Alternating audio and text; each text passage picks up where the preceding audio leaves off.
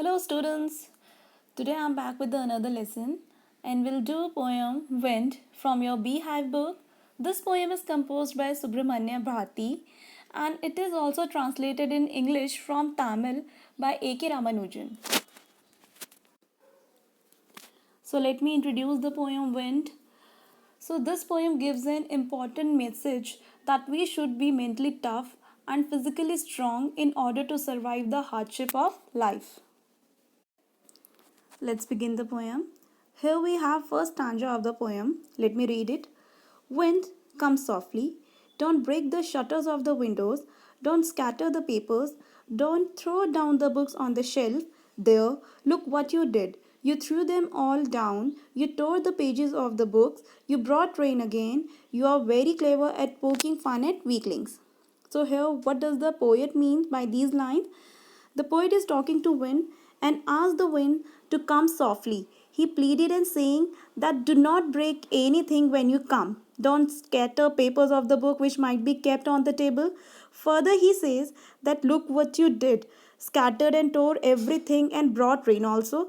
Now it seems that wind is making fun at the weak persons or things. So first stanza में poet जो है वो इनको धीरे से आने के लिए कह रहा है. विंड को धीरे से आने के लिए कहने का मतलब है पोएट ने यहाँ पर विंड को पर्सोनिफाइड कर दिया है. Students, personification is a figure of speech, you can say poetic device also. Personification में क्या होता है कि हम किसी भी इनएनिमेट ऑब्जेक्ट को एनिमेट बना देते हैं, यानी नॉन लिविंग थिंग ऑब्जेक्ट को हम लिविंग थिंग में कन्वर्ट कर देते हैं. तो अब इस पूरी पोएम में आप देखेंगे कि विंड से वो बात कर रहा है, विंड को यू करके डिजिग्नेट कर रहा है. तो यहाँ पर विंड एक पर्सन बन चुका है, तो यहाँ पर विंड का पर्सोनिफिकेशन हो चुका है. तो पोएट विंड को धीरे से आने के लिए कह रहा है. वो कह रहा है कि तुम जब आओगी तो विंडोज़ जो है उसको मत तोड़ देना, पेपर्स को इधर उधर मत बिखेर देना, जो बुक हैं वो जो शेल्फ में रखी हुई है उन्हें इधर उधर मत गिरा देना. लेकिन देखो तुमने क्या कर दिया है, जब तुम आई तो तुमने सारी चीज़ें इधर उधर गिरा दी हैं, फेंक दी है. तुमने बुक्स के पेजेस सारे फाड़ दिए हैं और तुम अपने साथ बारिश भी लेकर आए हो. और तुम इतनी चालाक हो कि ये सारी चीज़ें जो तुमने गिरा दी हैं इसको अब देखकर तुम हंस भी रही हो, इसका एक मजाक भी बना रही हो. यहाँ पर पोएट के कहने का मतलब है कि जितनी चीज़ें गिर चुकी हैं विंड के आने से या ख़राब हो चुकी हैं, टूट चुकी हैं, बिखर चुकी है, वो वीक थी. इस वजह से अब वीक पर, क्योंकि लोग हंसते हैं वीक लोगों पर, तो विंड भी यहाँ पर हंस रही है कि उसने अपने एक्शन से इन सब चीज़ों को डिस्ट्रॉय कर दिया है. Another lines of the poem that we have: frail crumbling houses, crumbling doors, crumbling rafters, crumbling wood, crumbling bodies, crumbling lives, crumbling hearts. Here poet wants to say us that wind crumbles means break everything which is weak, like door, houses, rafter. You can see the meaning of the rafter here: sloping beam which support the roof of the building, and lives and hearts too. So here poet wants to say whenever weak person faces any adversity he breaks down. अब poet यहाँ पर ये बोल रहा है कि जब wind आई है तो उसने सारी वीक चीज़ों को गिरा दिया है, तोड़ दिया है. जैसे कि हाउसेस हो गए जो वीक हाउसेस थे, डोर्स जो वीक थे, rafters. I can show you the picture of rafter. So students, you can see in the picture this is rafter, sloppy roof. Okay, तो जो कमज़ोर लोग थे वो भी और जिनके कमज़ोर दिल थे वो भी, जितनी भी कमज़ोर चीज़ें या लोग थे वो सब विंड के एक्शन से, पावरफुल एक्शन से यहाँ पर गिर चुके हैं, ब्रेक हो चुके हैं, पूरी तरीके से डिस्ट्रॉयड हो चुके हैं. तो यहाँ पर पोएट ने ये बोलना चाहा है कि जो वीक पर्सन होते हैं वो कभी भी एडवर्सिटी को, जो अनफेवरेबल सर्कमस्टांसेस होती हैं, जो परिस्थितियाँ उल्टी होती हैं, वो उन चीज़ों को कभी भी फेस नहीं कर पाते हैं, उनका सामना कभी भी नहीं कर पाते, वो कोई चैलेंज नहीं ले पाते हैं. और जब वो ले नहीं पाते तो वो उस समय पूरी तरीके से टूट जाते हैं. So the another line of the poem that we have: the wind god winnows and crushes them all. Here poet addresses wind as wind god, and he is saying that wind god sifts those people who are weak, they would fall down and get crushed. So here a comparison is made between wheat and people, just like we winnow the wheat to separate grain from husk. तो यहाँ पर poet ने wind को wind God से designate कर दिया है और वो कह रहे हैं कि जो विंड गॉड है सिर्फ उन्हीं को क्रश करते हैं, उन्हीं को डिस्ट्रॉय करते हैं, उन्हीं को मिटाते हैं जो वीक है।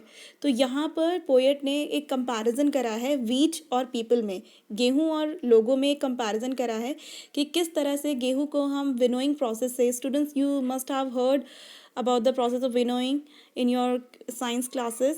Let me show you the picture. So this is the process of winnowing कि हम गेहूं को जब उसके हस्क होता है जो उसके ऊपर एक देखते हैं आप एक लेयर होती है, उससे निकालना बहुत ज़रूरी है ना। तो उसी तरीके से जो विंड है वो एक तरह से क्या करती है कि स्ट्रॉन्ग पीपल को वीक पीपल से एक तरह से डिफ्रेंशिएट कर देती है, हटा देती है, निकाल देती है, उसमें से हटा देती है। ये प्रोसेस उसी की तरह है बिल्कुल। Another stanza of the poem, let me read it. He won't do what you tell him. So, come, let's build strong homes. Let's join the doors firmly. Practice to form the body. Make the heart steadfast. Do this, and the wind will be friends with us. So here poet wants us to make friends with the wind, that is the adversity in our lives. He say that we should build our homes strong, make doors, body and heart firm so that wind cannot get into it. And by doing this we can make wind our friend. Means once we become strong enough to take all the challenges, nothing will trouble us. तो यहाँ पर poet ये कहना चाहता है कि wind क्या करने वाली है वो ना ये बताएगी और हमारे कहने से भी वो कुछ नहीं करेगी। तो इससे अच्छा है कि क्यों ना हम विंड को अपना फ्रेंड बना लें। तो हम उसे कैसे फ्रेंड बनाएंगे कि जो भी हमारे होम है, डोर्स है, बॉडी है, उन सबको इतना फर्म कर ले, इतना स्ट्रॉन्ग बना ले कि अगर विंड आती भी है तो हम उसके आने से हम यहाँ से वहाँ भी ना हिल के जाएँ। कहने का मतलब ये है कि हमारी लाइफ में जितने भी सिचुएशंस है, एडवर्स सिचुएशन है या फिर जितने भी चैलेंजेस हैं, हम उन्हें एक्सेप्ट कर ले, हम उन्हें फेस कर ले, तो हमें कोई भी चीज़ कभी भी ट्रबल नहीं कर सकती, कभी भी परेशान नहीं कर सकती है। तो हमें खुद को स्ट्रॉन्ग बनाना है क्योंकि जिसका काम हमें ख़राब करना है या बिगाड़ना है वो तो वैसा होगा ही होगा। सो हम उसको नहीं बदल सकते, हम अपने आप को ही बदल सकते हैं। We can make change in ourselves only. So now we have the last stanza of the poem. Let me read it. The wind blows out of weak fires. He makes strong fires roar and flourish. His friendship is good, and we praise him every day. So here in this stanza, the poet wants to tell us that wind blows weak flames of the fire, but on the other hand, strong flames would roar loud and flourished. His friendship is good if we become strong, and we should praise him every day. तो poet यहाँ पर हमें बताना चाहता है कि जो wind है वो कमज़ोर आग की लपटों को भी बड़ी जल्दी बुझा देती है, लेकिन दूसरी तरफ अगर आग की लपटें फ्लेम्स बहुत ज़्यादा स्ट्रांग है, बड़ी है, तो चाहे कितनी भी विंड ब्लो करे, जितनी भी हवा चले, वो बुझती नहीं है, उल्टा और बढ़ती चली जाती है। बिल्कुल इसी तरह जीवन में जो इंसान बहुत ज़्यादा मेंटली फिजिकली स्ट्रांग है वो किसी भी सिचुएशन का सामना बिना डरे हुए करता है, और जब वो इस सिचुएशन का सामना करता है तो वो उससे और भी ज़्यादा स्ट्रांग बनकर निकलता है। लेकिन दूसरी तरफ जो वीक लोग होते हैं वो क्या करते हैं, वो सामना ही नहीं करना चाहते, वो कोई ना कोई एक्सक्यूज़ ढूंढ लेते हैं और उससे बच के निकल जाते हैं। इसी तरह वो जीवन भर और वीक होते चले जाते हैं।